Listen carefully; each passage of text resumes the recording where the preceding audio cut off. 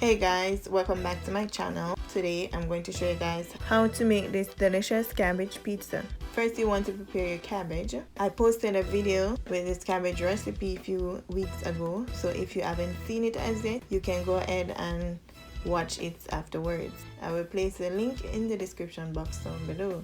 Without further ado, let's get right into the rest of the recipe. Next, you need to activate your yeast if you're going to use instant yeast. So I added 1/4 cup of warm water into a bowl along with 2 tablespoons of dark brown sugar and mix well until the sugar is dissolved into the water. Then I added 1 pack of instant yeast, mix and place aside for 5 minutes to activate. I will place the recipe in the description with the measurements for you guys to follow. So this is what it looks like after finish activating. Then I went in with some olive oil, 2.5 cups of flour and some salt, then combined. You can always substitute the sugar. You can use a light brown sugar or granulated sugar. So I started to mix it with a spatula. Then I went in with my hands so that it can knead properly. I used 2.5 cups of flour because I have a large pan. If you're going to use a smaller baking pan, you should use 2 cups of flour instead.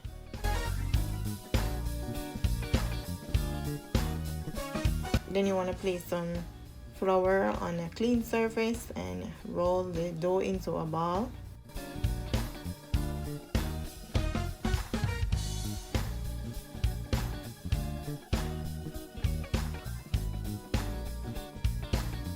After rolling the dough into a ball, you need to place a bit of olive oil into the bowl so that it doesn't stick to the board when you're ready to take it out after it expanded. Then on top of it as well, then cover and place aside to rest for 45 minutes to 1 hour.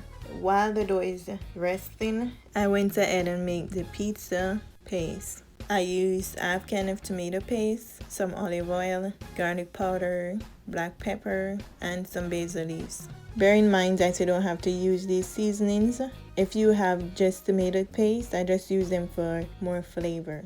Then I added the mixture to a non-stick pan onto the stove at medium temperature and mix until it became liquefied. Then I added like a teaspoon of water for the tomato paste to be more moist. If you don't have any tomato paste to make the pizza paste, you can always use some ketchup along with some powder seasonings like the ones I used to give it some more flavor.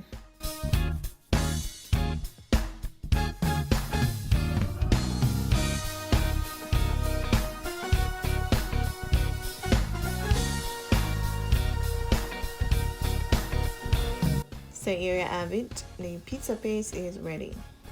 So now that my pizza paste is finished, I'm going to make my crust paste. I use some cornmeal, basil leaves, and olive oil to paste on the sides of the pizza.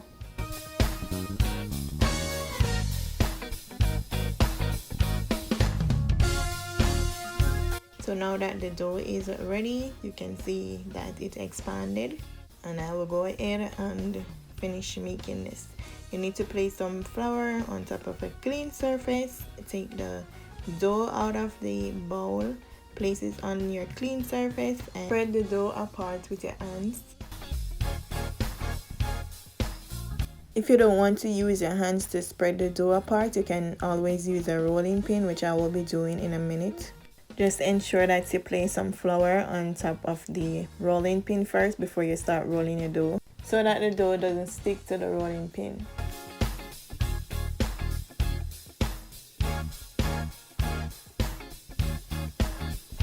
So now that my dough is rolled out to where I wanted it, I added some cornmeal to grease my baking pan. You can always use butter or olive oil, but I prefer to use cornmeal because I think it's more safer. Then I place the dough onto the pan and spread it all over so that it can match up to the edges of the pan.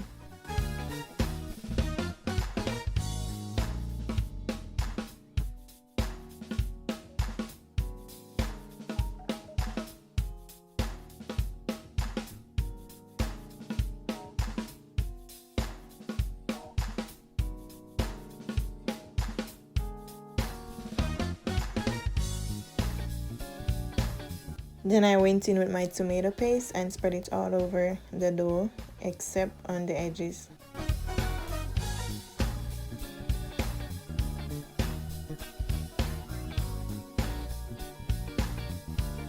So this is what it looks like after spreading the tomato paste, and then I went in with the cheese.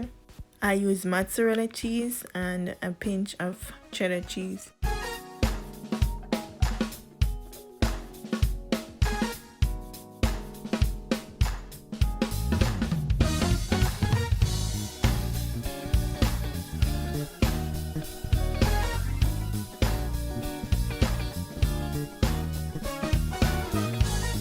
And then I went in with my pizza crust paste, which I actually forgot because I got distracted. I should have placed it on before I added the cheese.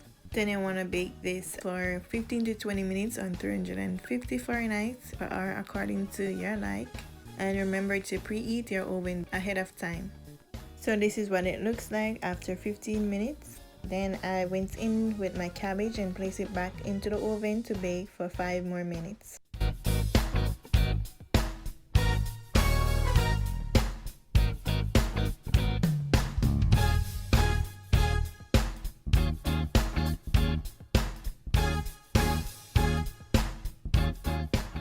So guys, there you have it, your cabbage pizza. I hope you all enjoyed this video and I hope you guys will come back for more awesome recipes. Don't forget to like, comment, share and subscribe, and to tell a friend about Willis Kitchen YouTube channel. Peace.